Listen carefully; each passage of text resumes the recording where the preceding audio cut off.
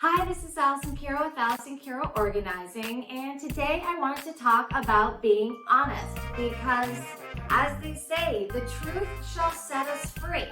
And what they're seeing now is scientists who are doing research on truth-telling and lies are finding that people who do lie have physical and emotional issues or struggles as a result of them lying. So the truth really shall set us free.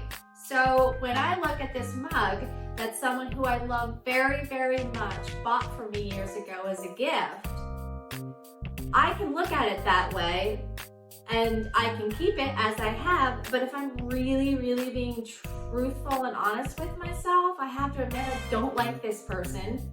And every time I look at this bloody mug, I get annoyed because the relationship is not how I would like it to be, and I focus on that.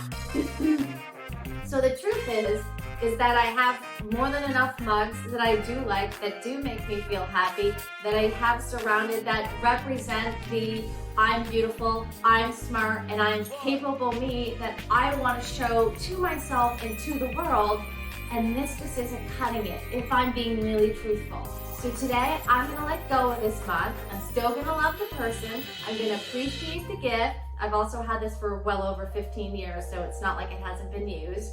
And I'm gonna let the guilt go, and I'm gonna let the fear go, and I'm gonna let the shame go, and I'm gonna continue to allow the truth to be the thing that represents me in my life so that I can shine that light down on me and see the truth of who I am, which again is the beautiful, smart, capable person that I am projecting myself out to be. Whether you see that or not, I don't really care.